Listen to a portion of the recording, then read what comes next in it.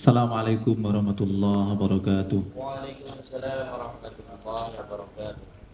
Innal hamdalillah nahmaduhu wa nasta'inuhu wa nastaghfiruh wa na'udzu bihi min shururi anfusina wa min sayyiati a'malina.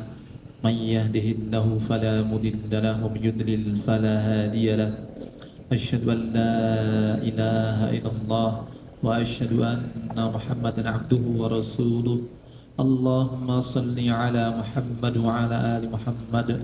Amma ba'd. Ayyuhal mu'minuna rahimakumullah, usikum wa iyaya nafsi bitaqwallah. Faqad fazal muttaqun. Haitsu qala ta'ala ya ayyuhalladzina amanu taqullaha haqqa tuqatih wa la tamutunna illa wa antum muslimun. Ya ayyuhalladzina amanu taqullaha wa qulu qawlan sadida يصلح لكم أعمالكم ويغفر لكم ذنوبكم ومن يطع الله ورسوله فقد فاز فوزا عظيما. Ikhwan, akhwat fiddin, asyhadakumullah.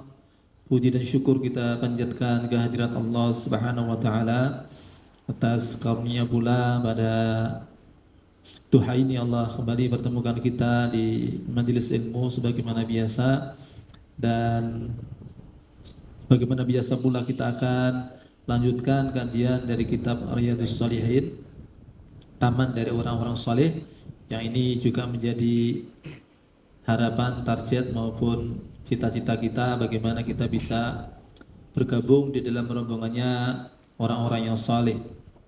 Karena orang-orang yang digelari shalihin, merekalah yang kemudian mendapatkan apa yang Allah janjikan di dalam hadis qudsi, wa'adatu li'ibadis salihin ma la 'ainun ra'at wa la udhunun sami'at wa la khatara 'ala qalbi bashar. Disediakan untuk hamba-hambaku yang saleh kenikmatan yang belum pernah dilihat oleh mata, belum pernah didengar oleh telinga, belum pernah terbetik dalam benak manusia. Itulah kenikmatan jannah yang disediakan oleh Allah untuk orang-orang yang memang bercita-cita terhadapnya lalu mengikhtiarkan. Tidak ada orang yang masuk surga itu secara kebetulan, nggak menyengaja tahu-tahu sampai surga, nggak ada. Nah, ya, mereka yang mencita-citakan surga, kemudian wasa'alha, kemudian dia mengusahakan bagaimana bisa mendapatkannya, itulah orang-orang yang nantinya mendapatkan jannah, bukan didapat dengan secara kebetulan. Karena kalau bagian dari kenikmatan dunia itu mungkin kita mendapat sesuatu itu secara kebetulan dalam tanda petik, yang semua qadarullah. Artinya mungkin kita tidak menyengaja tahu-tahu dapat rezeki tertentu. Mungkin kita tidak bertujuan untuk mendapatkan itu, tapi kita dapat itu. Tapi orang-orang yang di surga, mereka adalah orang-orang yang memang dari awal ingin ke surga, yang dari awal memang mengusahakan, ya, kemudian atas rahmat Allah dia dimasukkan oleh Allah ke dalam surga. Maka apa yang kita lakukan ini juga di antara upaya untuk menempuh jalan menuju surga, sebagaimana juga yang disabdakan Rasulullah, man salaka tariqan yaltamisu bihi ilman sahalallahu lahu bihi tariqan ila jannah. Barang siapa yang menempuh perjalanan dalam rangka untuk mencari ilmu, maka Allah akan permudah baginya jalan menuju jannah. Kita lanjutkan pada pertemuan kali ini di bab al-muraqabah, di hadis yang pertama. Ini hadis biasa disebut dengan hadis Jibril. Di bab muraqabah ini hadis pertama, di kitab Arba'in An-Nawawi ini di hadis yang kedua. Wa amal ahadits fal awwalu an Umar bin al-Khattab radhiyallahu anhu qala bainama nahnu julusun 'inda Rasulillah sallallahu alaihi wasallam dzata yaumin ittala 'alaina rajulun shadidu bayadi thiyabi shadidu sawadi sya'ri la yura 'ali atharu safar wa la yarifu minna ahad hatta jalasa ila an-nabiyyi sallallahu alaihi wasallam fasnada rukbatai ila rukbatai wa kafaina ala fakhidai wa qala ya Muhammad akhbirni anil Islam Faqala Rasulullah sallallahu alaihi wasallam, al-islamu an tashhada an la ilaha illallah wa anna muhammadar rasulullah wa tuqimus shalah wa tu'tiyaz zakah wa tasuma ramadan wa tahujjal baita in istata'ta ilaihi sabila. Qala sadaqta fa'ajibna lahu yas'aluhu wa yusaddiquhu. Qala fa akhbirni 'anil iman. Qala an tu'mina billahi wa malaikatihi wa kutubihi wa rusulihi wal yaumil akhir wa tu'mina bil qadari khairihi wa syarrihi. Qala sadaqta. Qala fa akhbirni 'anil ihsan. Qala an ta'budallaha ka'annaka tarahu fa in lam takun tarahu fa innahu yaraka. Qala fa akhbirni 'anis sa'ah. Qala mal mas'ulu 'anha bi'alama minas sa'il. Qala fa akhbirni 'an ammaratiha. Qala an talidal amatu rabbataha wa antaral khufatal uratal 'ala tari'a asya'i yatatawaluna fil bunyan. Thumma talaqa falabithtu maliyan. Thumma qala ya Umar atadri manis sa'il? Qultu Allah wa rasuluhu a'lam. Qala fa inna Jibril atakum yu'allimukum amra dinakum. Rawahu Muslim. Ini hadis yang cukup panjang. Ada pula ini biasa disebut dengan hadis Jibril. Ada pula yang menyebut ini sebagai ummus sunnah. Karena di sini merupakan kumpulan dari bahkan dari kalimat fa innahu Jibril atakum yu'allimukum amradinakum, menunjukkan ya Islam ini sudah komplit di sini. Ya. Islam itu apa ya sudah komplit di sini. Karena yang datang itu adalah Jibril untuk mengajarkan kepada kalian tentang urusan agama kalian. Ya. Urusan agama kalian ya apa yang tadi ditanyakan Jibril itu. Baik, kita mulai pembahasannya, tapi mungkin juga kita terjemahkan dulu supaya kita tahu pemahaman global sebelum nanti kita sebutkan penjelasan para ulama yang lebih rinci dari masing-masing kalimat. Baik. Hadis ini diriwayatkan oleh Umar ibn Khattab radhiyallahu anhu. Beliau berkata, "Bainama nahnu julusun inda Rasulillah sallallahu alaihi wasallam." Di ketika kami sedang duduk bersama Rasulullah SAW zata yaumin, di suatu hari, ittala alaina, tiba-tiba muncul atas kami, datang ke atas kami, rajulun syadidu bayadis thiyabi, seorang lelaki yang amat sangat putih bajunya, syadidu sawadi sya'ri, amat sangat hitam rambutnya, la yura alai atharu safar, tidak ada padanya bekas safar, wala ya'rifuhu minna ahad, dan tidak ada di antara kami yang mengenalnya satupun, hatta jalasa ila nabiyyi sallallahu alaihi wasallam, sampai dia duduk di hadapan Nabi sallallahu alaihi wasallam, fa asnada rukbatai ila rukbatai, dia lekatkan atau dia apa namanya?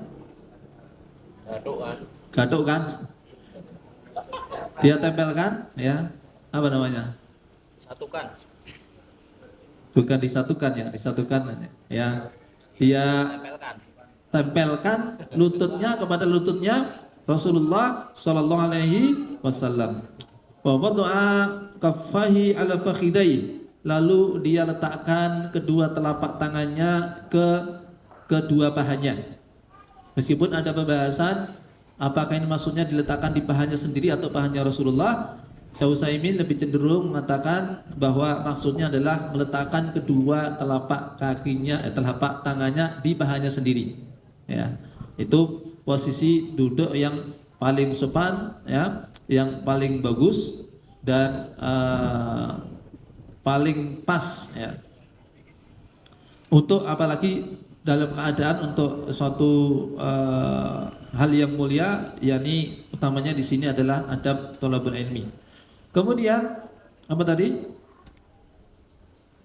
Setelah dia letakkan itu, baru dia berkata, waqala ya Muhammad akhbirni anil Islam.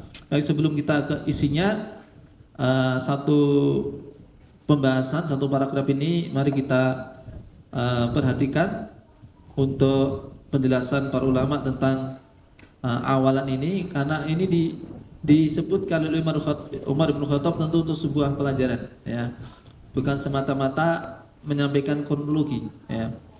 Satu, bahwa ini diriwayatkan oleh Umar bin Khattab. Kalau di hadis Arba'in disebut terlebih dahulu an Amiril Mukminin Abu Hafs Umar bin Khattab.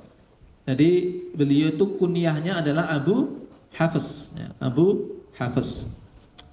Kunyah Abu Hafs itu pun juga ada sudut pandang di antara para ulama kenapa kunyahnya Abu Hafs, ya.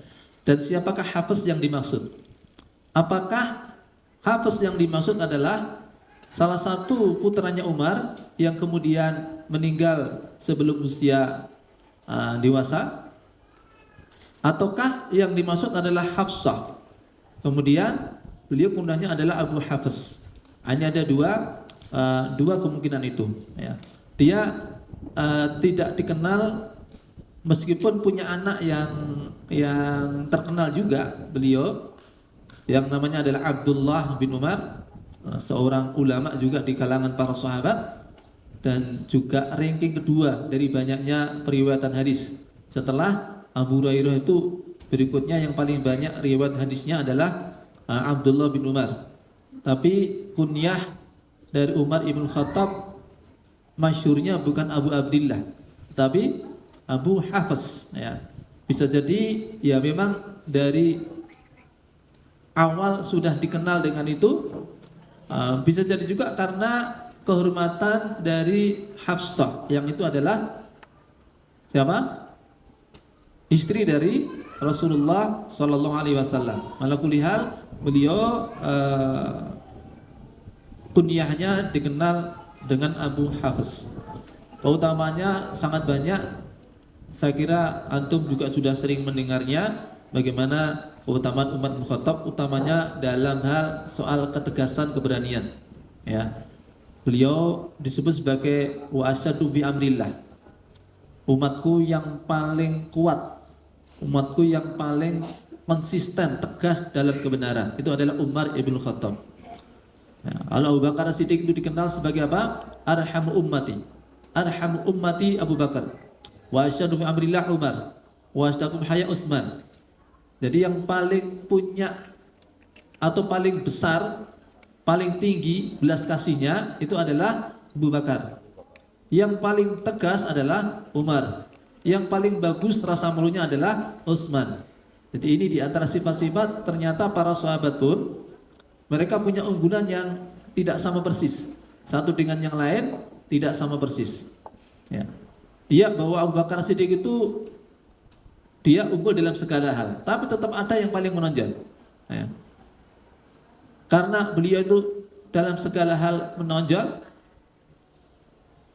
sampai ketika Nabi menyebutkan tentang pintu-pintu surga, lalu beliau bertanya, ya Rasulullah, tak ada ruginya, tak ada sesalnya orang yang masuk surga dari pintu manapun. Tapi apakah ada orang yang dipanggil dari semua pintu? Yani karena keutamaannya memang komplit, lalu dia dipanggil dari semua pintu.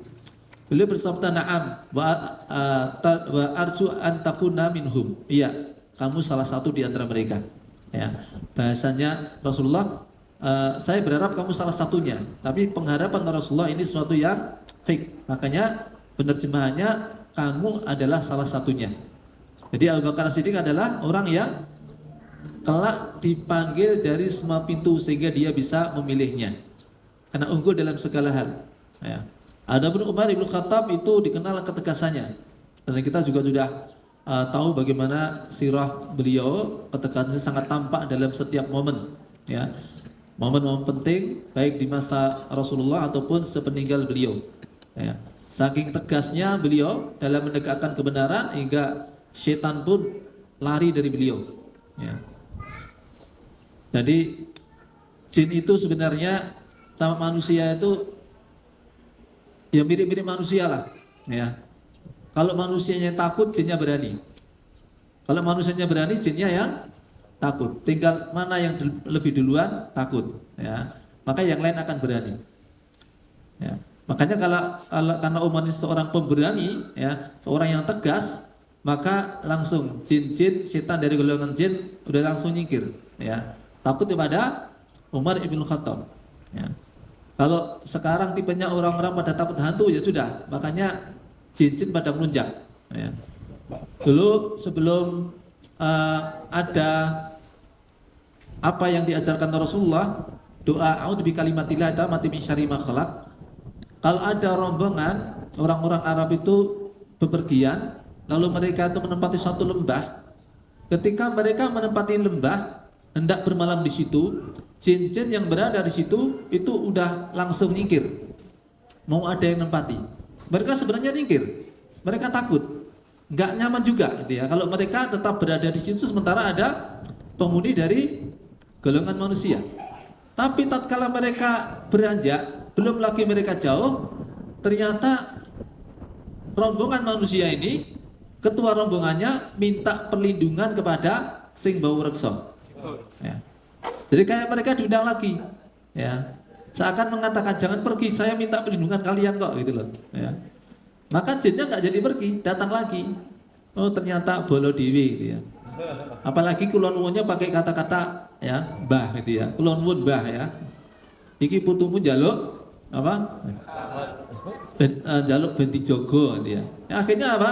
Dia datang lagi karena merasa lebih atas levelnya hingga kemudian yang ngerjain manusia kesurupan ya.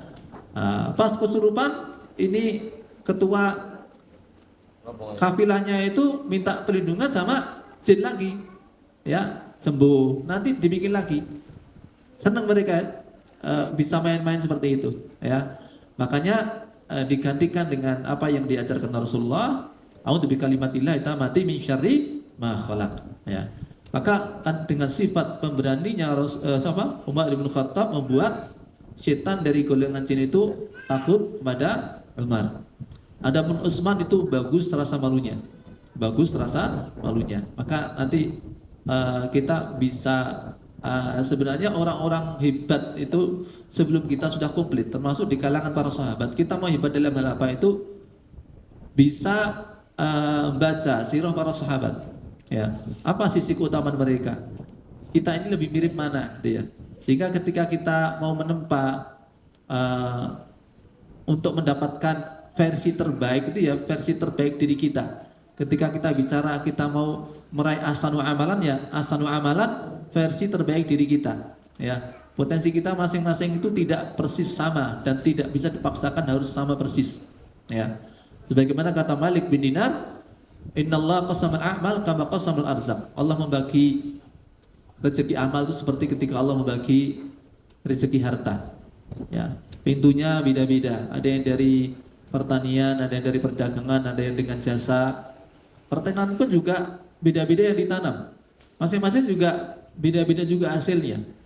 Perdagangan juga beda-beda yang diperjualbelikan, beda pula cara jual belinya. Pendapatannya juga tidak sama. Bahkan yang dengan cara sama pun juga tidak sama hasilnya. Ya. Begitupun juga dengan jasa. Maka amal juga seperti itu. Allah rezekikan kepada manusia kemudahan dalam amal, ya masing-masing beda. Ada orang yang dimudahkan dalam masalah urusan ilmu, ya. Ada yang dimudahkan dalam hal apa? Rajin tilawah. Ada yang rajin qiyamul lail. Ada yang dia rajin sedekah. Karena memang Allah berikan potensi padanya untuk banyak-banyak bersedekah. Dan ada yang disedekahkan, ya. Dan begitulah faedahnya adalah ketika Allah mudahkan kita pada satu unggulan amal tertentu, jangan menganggap remeh orang yang tidak bisa selevel dia, tidak sebanyak dia dalam sedekah, dalam hal tilawah, dalam hal sholat malam seperti dirinya. Karena mungkin dia sholat malamnya tidak seperti dirinya, tapi sedekahnya lebih banyak daripada dirinya, ya. Atau mungkin sedekahnya tidak lebih banyak, tapi tilawahnya lebih rajin, ya. Atau mungkin dari sisi dia memang bukan orang yang melakukan amal-amalan tinggi, tetapi setiap amalnya senantiasa bermanfaat, ya. Dia meninggalkan hal-hal yang tidak berguna. Kan ada juga ya orang yang beramalnya itu selalu amal-amal tinggi, tapi jedanya itu dia banyak nganggurnya, ya, banyak melakukan hal-hal yang tidak berguna. Ada pula orang yang mungkin amalnya itu tidak selalunya puncak-puncak amal dia, tetapi dia itu selalu saja yang dikerjakan adalah sesuatu yang bermanfaat, ya. Sehingga ketika dia itu meninggalkan yang tidak bermanfaat, dia pilih amal-amal yang manfaat, walaupun tidak sampai pada tataran dia ini mencapai puncak dari masing-masing amal itu, tapi dia mendapat pahala dari setiap amalnya 700 kali lipat. Idza ahsanal abdu islamahu. Apabila salah seorang di antara kalian bagus keislamannya, ya, fakullu amalin ya'maluha, maka setiap amal yang dikerjakannya, ya, baginya 10 sampai 700 kali lipat pahalanya. Semakin banyak yang ditinggalkan dari perkara sia-sia, maka semakin dekat dia di angka 700 kali lipat, ya. Nah, maka begitulah supaya kita juga bisa setiap kali beramal, setiap kali itu pula kita merasa harus menghadirkan tawadhu. Orang lain lebih baik daripada saya. Iya, saya diberi kemudahan begini, tapi tidak sebagai si fulan, dalam hal ini dia lebih bagus dari saya, ya. Tapi sisi lain juga kita bersyukur kepada Allah tatkala Allah mudahkan kita pada satu amal. Siapa tahu ini adalah pintu surga kita, ya, yang kemudian selanjutnya kita rawat, ya, kita tingkatkan kualitasnya itu pasti, ya. Kemudian kita tingkatkan kuantitasnya sesuai dengan tentu menyesuaikan jenis amalnya, karena ada amal-amal ya tidak perlu lagi kuantitasnya ditambah, gitu ya. Sholat wajib ya 5 waktu itu ya itu. Sholat subuh ya 2 rakaat ya 2 rakaat, jangan antum tambah kuantitasnya jadi ya 200 rakaat sholat subuh, ya.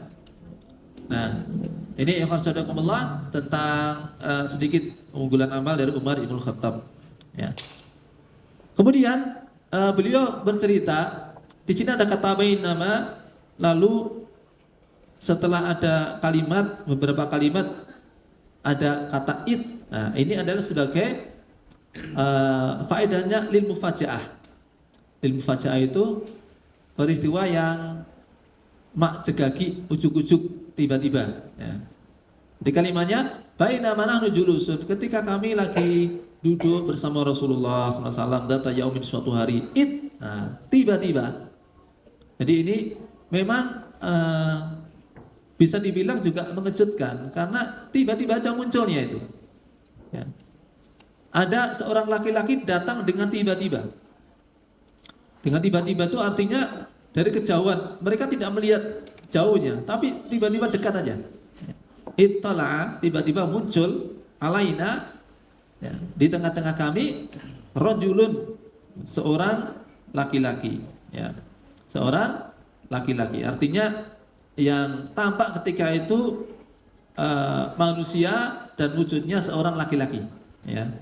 Rajulun syadidu bayadhi thiyab, seorang yang amat sangat putih bajunya, ya. Syadid sawadi sya'ri, amat sangat hitam rambutnya. La yura ali atharu safar, tidak ada bekas safar. Bisa dipahami ya? Tidak ada bekas safar. Artinya ya kayak habis mandi kemudian memantaskan diri, sisiran rapi, ya, bersih, ya. Bajunya juga bersih. Kayak baru keluar dari salon atau keluar dari rumah, gitu ya. Dan posisi rapi sekali. Nah, artinya apa? Posisi itu biasanya adalah berarti orang dekat situ, gitu ya. Posisi itu biasanya orang, bukan orang yang lagi safar, gitu ya. Maka kalimat berikutnya apa? Wala yura ali atharu safar, tidak ada bekas safar, ya, tidak ada bekas safar. Tapi kok serapi itu? Wala yarifu min ahad, tak seorang pun di antara kami yang sudah mengenalnya. Ini enggak ada orang kenal, tapi kok kedatangannya seperti baru keluar dari rumah, kayak orang tempatan itu loh, ya. Tidak ada bekas melakukan perjalanan jauh, tapi tidak ada yang mengenalnya. Ini satu hal yang membuat diantaranya Umar bin Khattab itu memang heran, gitu ya. Nggak tahunya siapa dia? Dia adalah Jibril, ya. Dia adalah Jibril. Nah, Jibril alaihissalam itu ini adalah peristiwa di mana beliau menampakkan diri tapi dengan wujud manusia. Ya. Adapun beliau menampakkan diri dilihat oleh Rasulullah itu 2 kali. Ya. Satu di bumi, yang kedua di Indah Sidratul Muntaha, di Sidratul Muntaha. Jibril adalah malaikat yang paling mulia di antara para malaikat menurut kebanyakan para ulama, dan beliau memiliki lahu sitummiati ajnihah, memiliki 600 sayap, qad sadal ufuk, dan sayapnya ini sampai menutupi ufuk langit. Yakni makna dari sadal ufuk, ya. Jadi ketika Rasulullah melihat, jadi langit itu semua tertutup oleh sayapnya Jibril alaihissalam, ya. Jadi begitu melihat ke atas, semua langit itu tertutup oleh sayapnya Jibril alaihissalam. Ini diantara riwayat tentang bagaimana Jibril menampakkan diri. Nah, adapun di sini Jibril alaihissalam menampakkan diri dalam wujud manusia biasa, ya, dalam wujud manusia. Ya. Maka kedatangannya pun juga tiba-tiba, ya, datangnya tiba-tiba dan tampak rapi, tidak ada bekas safar. Ya.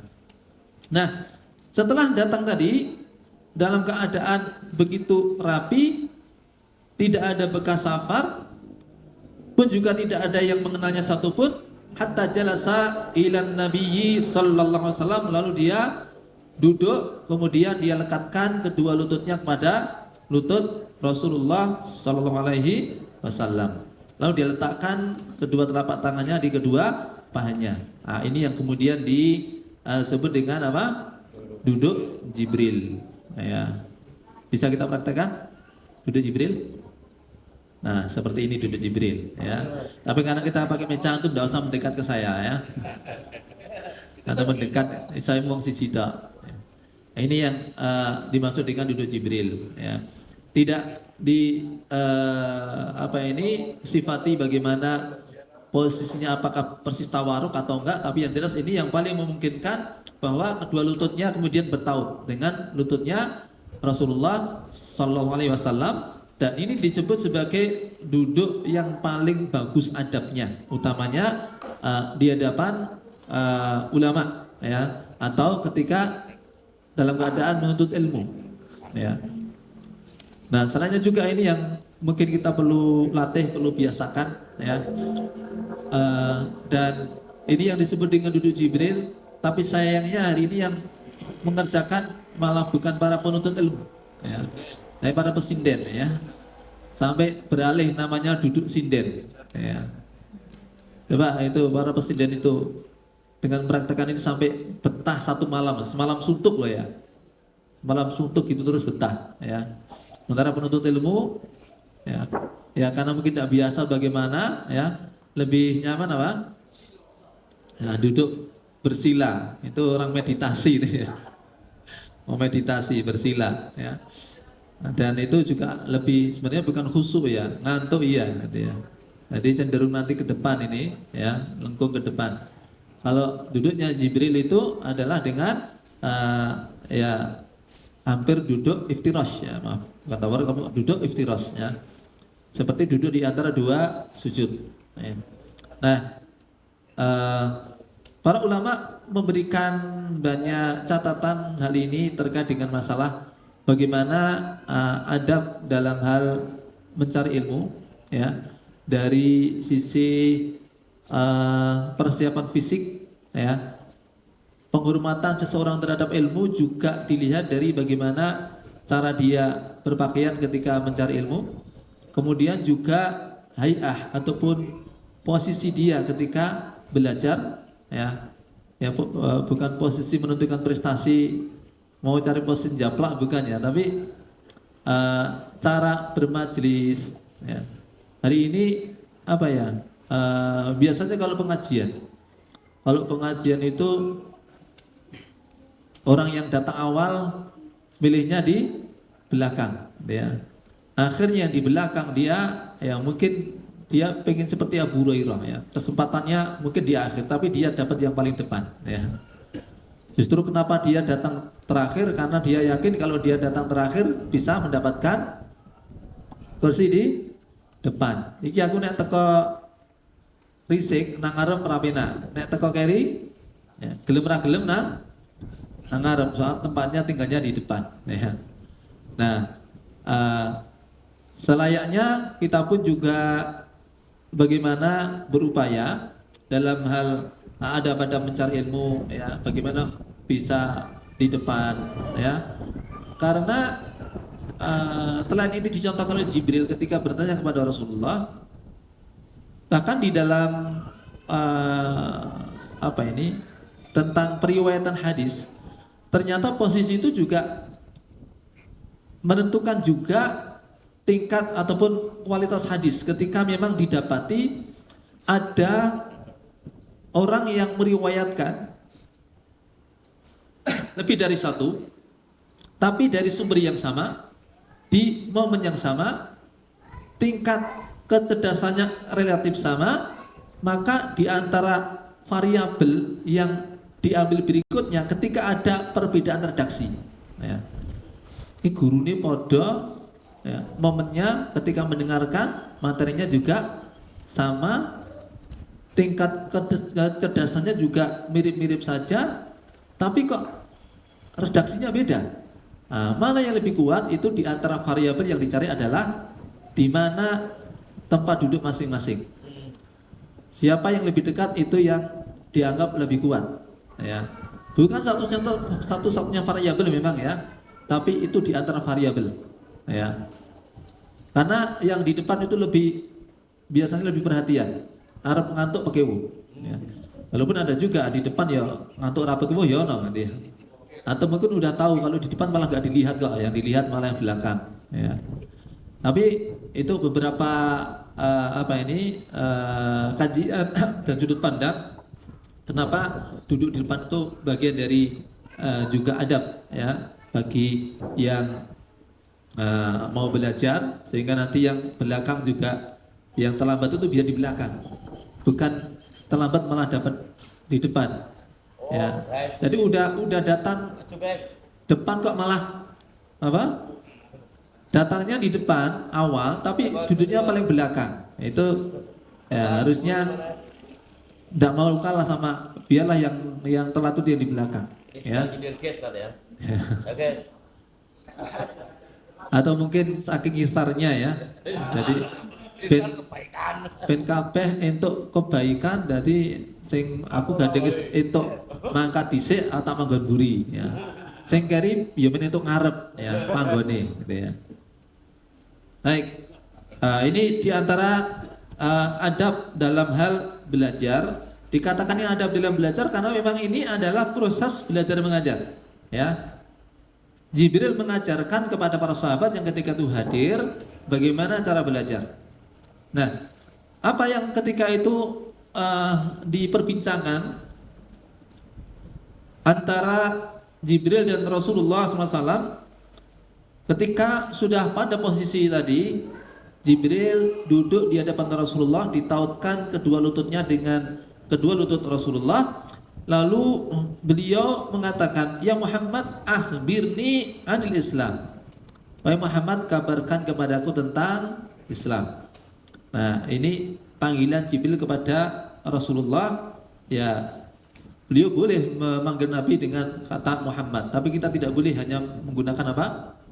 Ini seperti apa yang biasa dilakukan oleh orang-orang Badui yang cenderung kurang sopan kalau memanggil Rasulullah dengan apa? Kalimat Muhammad, ya. Namun kita selayaknya kita panggil dengan apa?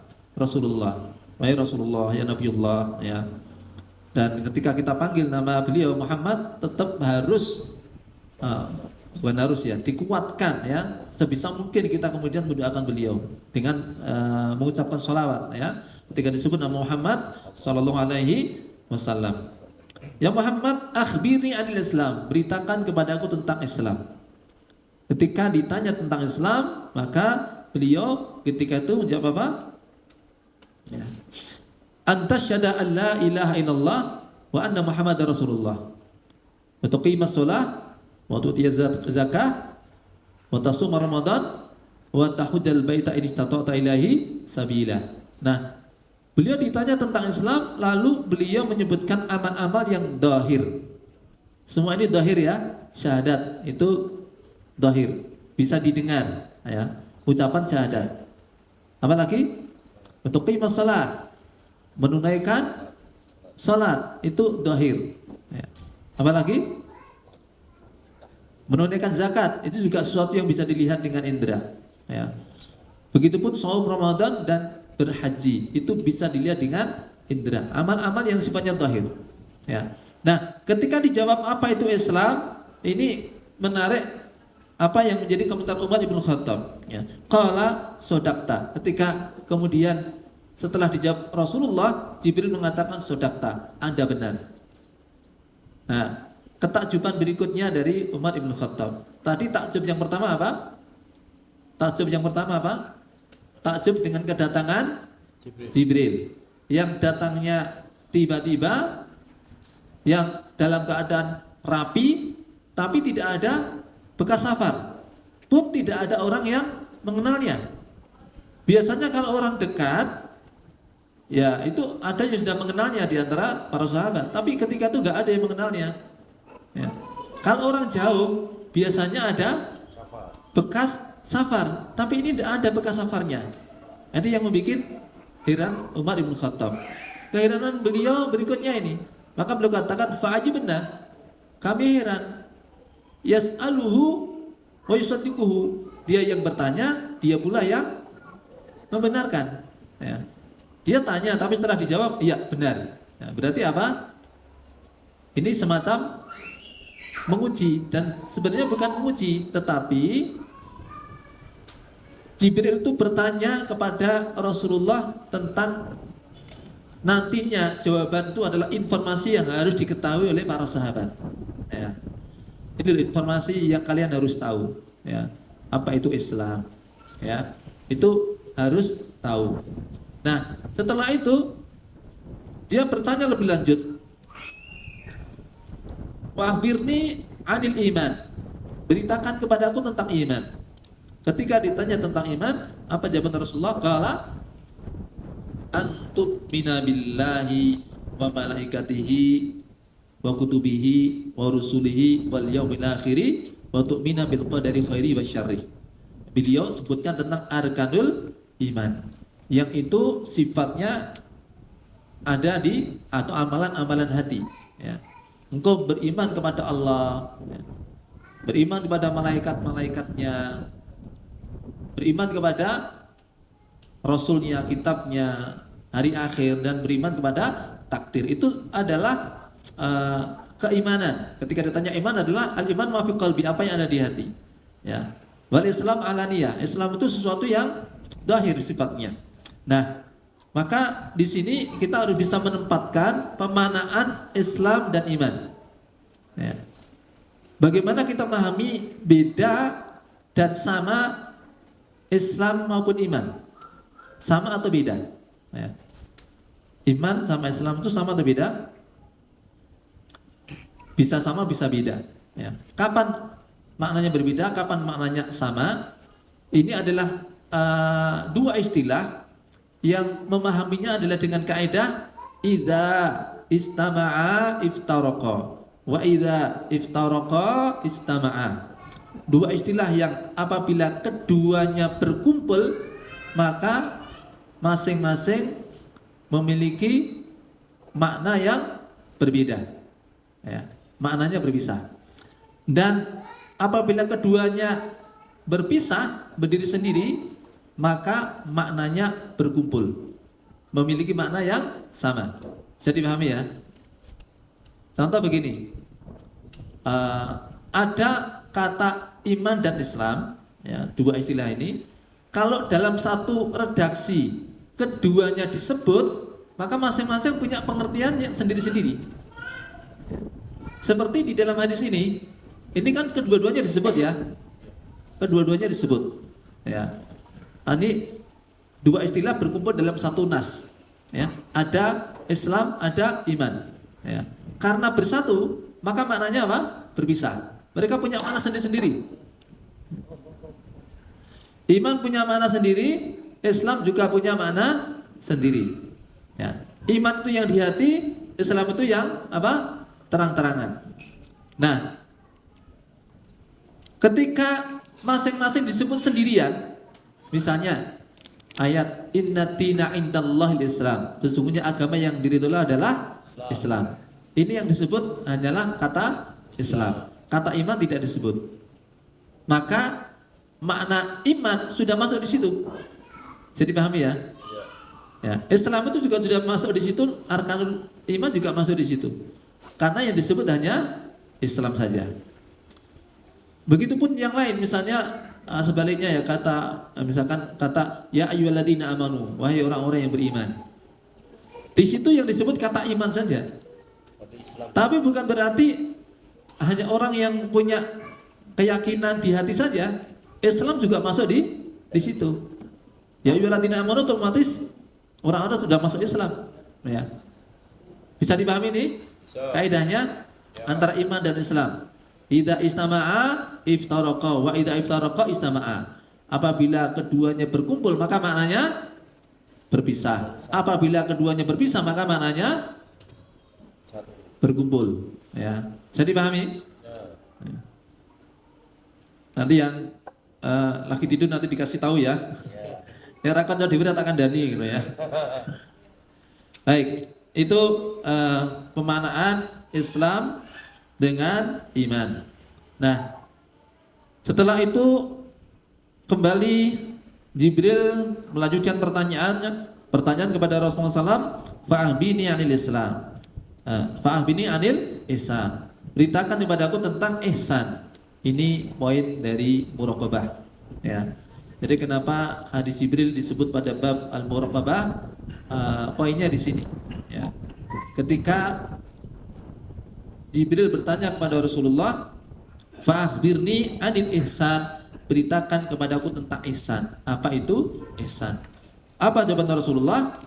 Anta budallaha ka'annaka tarahu, fa illam takun tarahu fa innahu yaraka. Ya. Engkau beribadah kepada Allah seakan-akan engkau melihatnya. Dan jika kamu tidak melihatnya, maka ketahuilah sesungguhnya Allah melihatmu. Ya, maka ihsan inilah praktek dari muraqabatullah. Ya. Apa muraqabatullah kemarin? Merasa diawasi oleh Allah. Bagaimana mempraktekannya? Dengan berbuat ihsan. Anta budallaha ka'annaka tarahu. Engkau beribadah kepada Allah seakan-akan engkau melihatnya. Wa ilam takun tarahu, dan jika kamu tidak melihatnya, memang kita tidak bisa melihat langsung, ya. Fa innahu yaraka, ketahuilah bahwa Allah itu melihatmu. Ya. Ini yang disebut dengan ihsan. Ya. Maka orang kalau sudah dia berlaku ihsan, ya. Ini dari sisi tingkatan seorang berbuat ihsan namanya muhsin. Orang yang berbuat ihsan namanya muhsin. Orang yang berbuat iman namanya mukmin. Orang yang berbuat Islam namanya muslim. Kalau sebagai sebuah derajat ataupun level, maka ini muhsin itu levelnya paling tinggi. Ya. Setiap muhsin pastilah dia seorang mukmin, sekaligus lebih pasti lagi dia seorang muslim. Ya. Tapi tidak setiap mukmin itu mencapai level muhsin. Begitupun setiap mukmin pasti muslim, tapi tidak setiap muslim mencapai level mukmin. Ya. Maka ada istilah istisna fil iman. Boleh mengucapkan insyaallah terkait dengan masalah derajat keimanan. Ya. Kalau Anda ditanya hal anta muslim, maka antum katakan na'am ana muslim. Iya, saya muslim. Udah gitu aja udah. Enggak ada masalah, ya. Tapi kalau Anda ditanya hal anta mukmin, apakah Anda seorang mukmin? Ini pertanyaan tentang level. Ya. Pertanyaan tentang level. Maka Anda boleh menjawab ana mukmin insyaallah. Bukan soal keraguan dalam hal iman, tapi tentang level mukmin. Karena kalau bicara mukmin itu adalah level yang kita harus sadar diri. Pada level mukmin itu ada konsekuensinya. Sementara itu konsekuensi yang indikatornya tidak selalu berada dalam diri kita.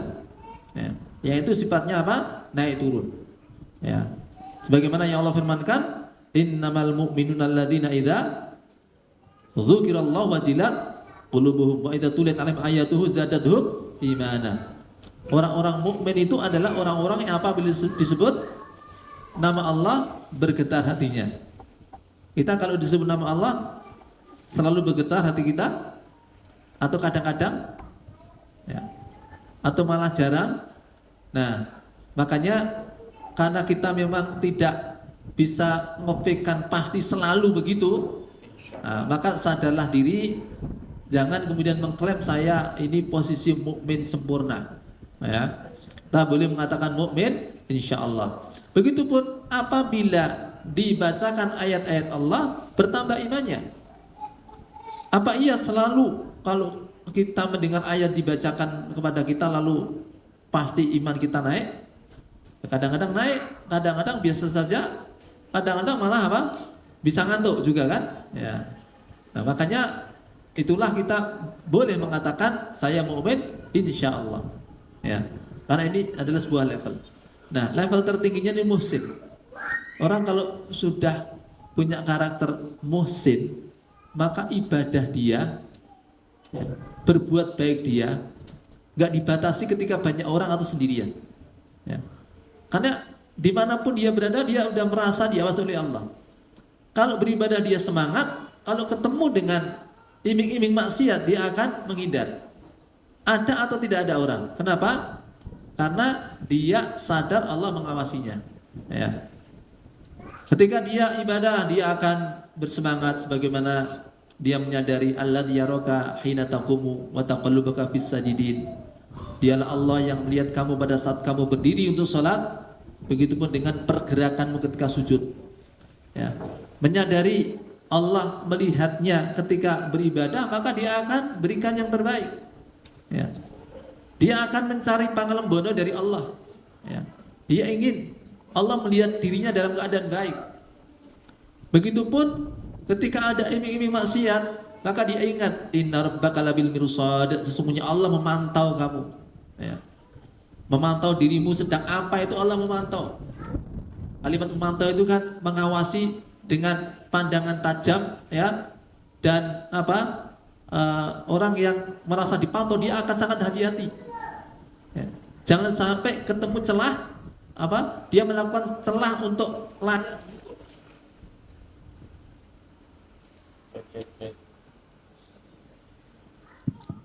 dia akan menghindari hal-hal yang dengannya kemudian dia layak dihukum. Itu kalau orang menyadari, mengingat ayat inna rabbaka labil mirsad.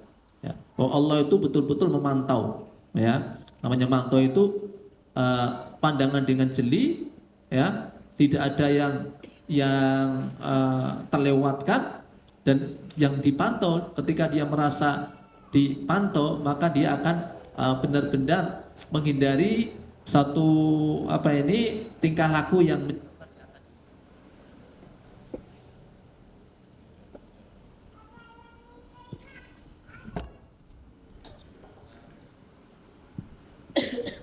cek.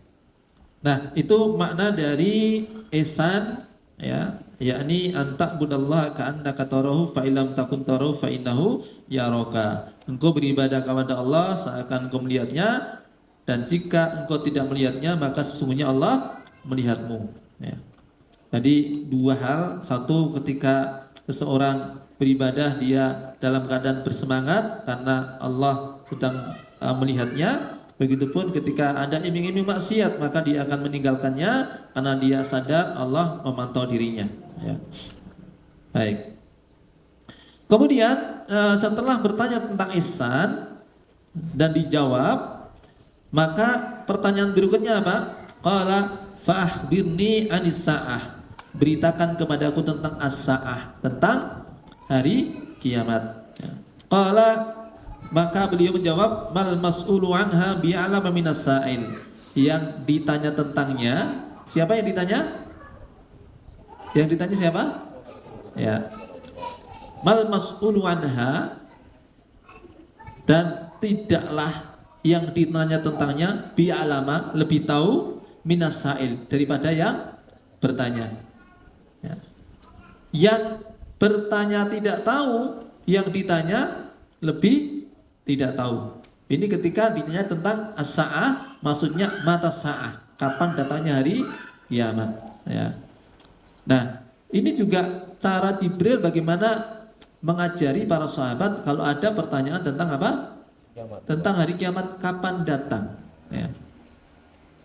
Nabi dia tidak berani menjawab kapan hari hanya, ya, karena dan beliau juga mengajarkan, bahkan beliau pun tidak tahu kapan persisnya. Sebagaimana yang bertanya pun tidak tahu kapan hari kiamat. Yang nanti akan diberitakan oleh Nabi bahwa ini yang bertanya adalah Jibril. Ya. Dari dulu memang orang-orang juga sudah kepo. Ya. Sampai hari ini pun juga manusia tetap ya kepo juga ya. Aslinya kapan sih apa hari kiamat datang? Makanya pembahasan tentang akhir zaman, tentang kapan hari kiamat itu selalu menarik. Dan ketika ada berita, ada tanda-tanda, sampai kemudian ada hitung-hitungan, itu terus orang tertarik untuk apa? Mengetahui detailnya. Tapi ya kita harus paham bahwa sejak dulu orang sudah bertanya dan jawabannya tidak keluar dari innama ilmuha inda rabbi, ya. Innamal ilmu indallah, ilmunya ada pada sisi Allah. Sampai juga kalimat fima anta min dzikraha yas'alunaka 'anis saati ayyana mursaha fima anta min dzikraha. Siapakah kamu sampai kamu bisa menyebutkan hari kiamat, ya.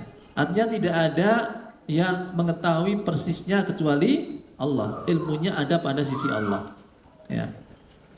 Bahkan yang namanya petugas peniup sangkakala pun sejak diciptakan oleh Allah itu sudah siap dengan sangkakalanya, ya. Kemudian sudah di bibirnya itu sangkakalanya, sehingga pandangannya pun juga mengarah ke atas, ke arasnya Allah, hingga ketika datang perintah tidak terlambat. Kalau misalnya dia tahu kapan, kan leren-leren itu, ya. Enggak, tugasnya itu maka dia sudah bersiap langsung, ya. Dan dia juga tidak tahu persis tanggalnya kapan, juga enggak tahu.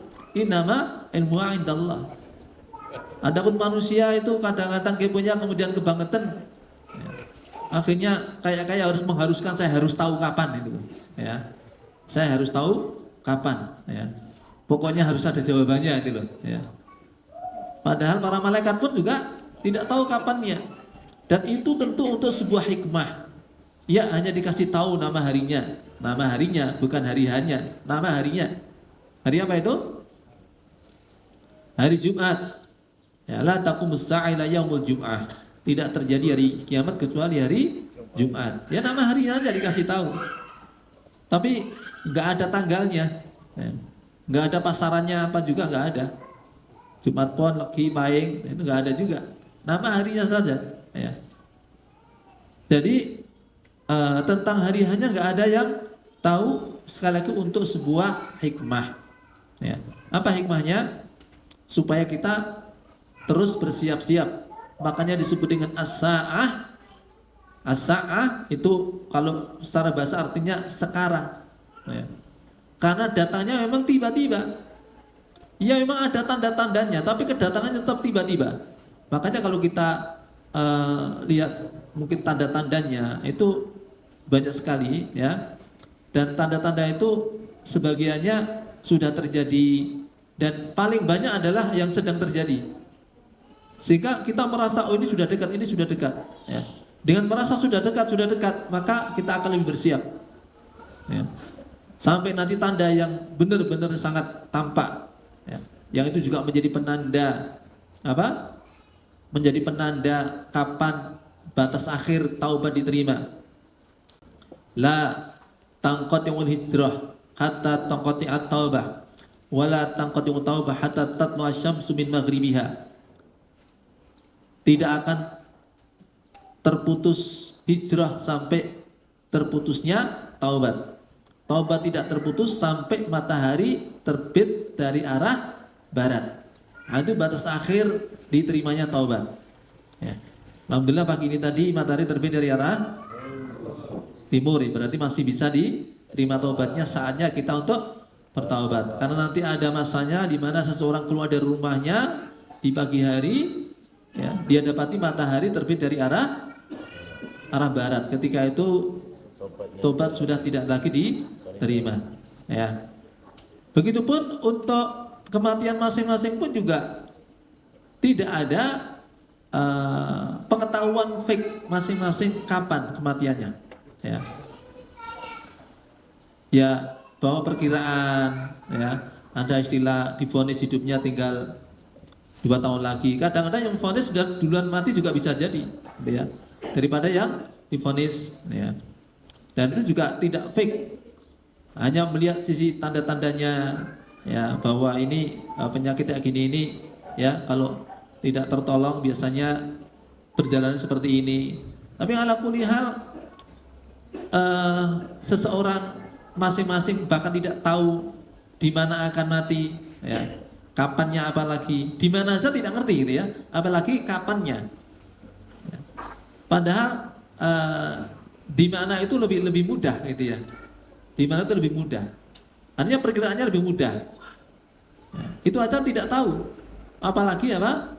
Waktunya. Nah, waktunya ini detailnya lebih, pilihannya lebih banyak lagi gitu, ya. Kemungkinan-kemungkinannya.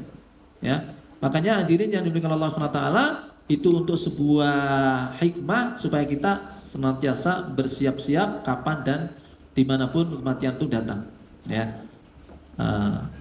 Bisa dibayangkan sekiranya masing-masing orang tahu kapan kematiannya, atau semua orang tahu kapan hari kiamat, kira-kira apa yang terjadi? Dunia rusak apa? Kira-kira dunia bubar, ya. Karena masing-masing orang akan bertaubat itu di hari H, ya. Yang penting kan akhirnya taubat, ya. Jadi orang punya umur 60 tahun misalnya, itu digawe sakarepe terus, bubar terus, nanti tinggal 1 hari tobat, ya.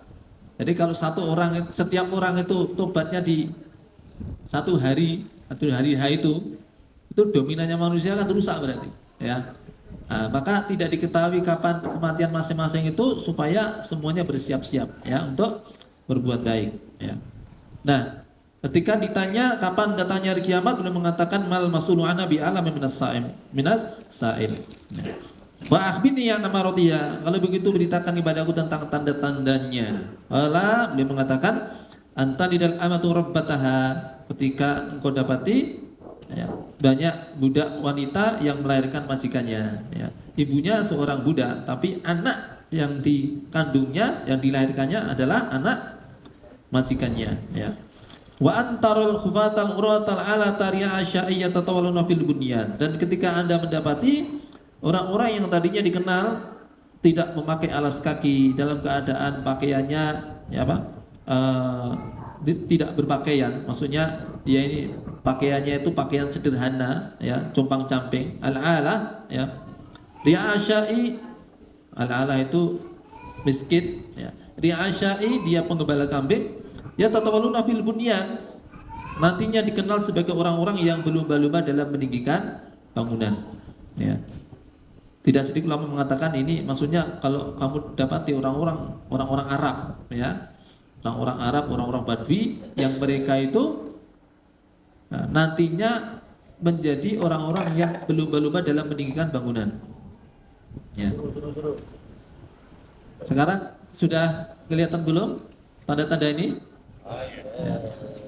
Walaupun ulama juga membahasnya tentang ini sebenarnya celaan atau sekedar tanda aja, gitu ya. Celaan atau sekedar tanda aja. Ya. Karena ada di antara tanda-tanda sekedar tanda aja, ada juga merupakan bentuk celaan. Ya. Bentuk celaan misalnya tanda-tanda hari kiamat, celaan tentang para wanita yang berpakaian tapi telanjang, ya, linggo. Nah itu tanda dekatnya hari kiamat sekaligus celaan. Ya. Tapi ada yang tanda aja, gitu ya. Nah ini diantaranya terjadi perbedaan para ulama tentang apakah ini merupakan celaan, apa sekedar tanda saja. Tapi yang jelas sebagai sebuah tanda sudah tampak jelas. Hari ini betapa di Arab itu ya betul-betul berlomba-lomba dalam meninggikan bangunan. Ya, kadang-kadang bangunan baru jadi. Ya, saya pernah menempati di suatu umrah itu pas menempati hotel itu betul-betul masih kinis-kinis ya, masih kinclong dan itu alat-alat mandi, jadi itu banyak yang masih disegel, gitu ya. Kita buka bungkusnya, gitu ya. Tapi di tahun berikutnya di tempat yang sama sudah rata dengan tanah, ya. Kenapa? Karena mau diganti dengan proyek yang lain, ya. Yang mau dibikin yang lebih tinggi dan itu pun tidak dengan langsung nambah, tapi apa? Dibongkar semuanya, ya. Bangunan yang di depan Masjidil Haram pun jelas itu bangunan yang tinggi menjulang, ya. Itu sekira 600 sekian meter, ya, 628 meter, ya. Itu bangunan yang tinggi. Ada pula di mana? Dubai, di Burj Khalifa, ya. Burj Al Bait di Mekah, Burj Khalifa di Dubai 828 meter, ya. Itu juga disebut-sebut bangunan tertinggi. Namun sudah disusul konon bangunan-bangunan yang akan jadi, ya. Di Jeddah ada Malice Tower yang rencananya 1.600 meter, ya. Ada juga Ultima Tower yang rencananya 3.200 meter, ya. 3,2 kilometer, ya. Dan masih banyak yang lagi yang masih dalam perencanaan, ya. Bayangkan itu Gunung Merapi itu, ya. Nanti melewati itu, ya. Gunung Merapi kan berapa? 2,9 aja, ya. Kalau 3,2 itu kan lebih tinggi lagi, ya. Bukan lagi nanti dengan lift tapi dengan kereta vertikal, ya. Kereta tapi arahnya naik gitu, naik turun, ya. Biasanya kan kereta cepat kan datar, ini naik turun, ya. Kereta cepat tapi naik turun, ya. Wallahu a'lam bishawab, itu apakah menjadi sekedar penanda atau merupakan celaan, tapi yang jelas dari sisi tanda-tandanya menunjukkan bahwa kiamat sudah lebih dekat, ya. Nah, begitupun setelah dijawab tanda-tanda itu, falabitu malian, lalu aku, kata Umar, berhenti sejenak atau beberapa saat kemudian. Tsumma qala, lalu Nabi ketika itu bertanya, ya Umar, atadri manisail, wahai Umar, tahukah kamu siapa tadi yang bertanya? Qultu, aku katakan Allah wa Rasuluhu a'lam. Saya katakan Allah dan Rasulnya lebih tahu. Allah wa Rasuluhu a'lam. Qala, lalu beliau mengatakan, fa inau Jibril atakum ya'allimukum amradinakum. Sesungguhnya yang datang tadi adalah Jibril, datang pada kalian untuk mengajarkan urusan agama kalian. Ya, urusan agama kalian ya ini Islam, iman, ihsan, kemudian apa? Tentang yaumul akhir. Ya. Ini saja yang bisa saya sampaikan, mudah-mudahan bermanfaat. Assalamualaikum warahmatullahi wabarakatuh.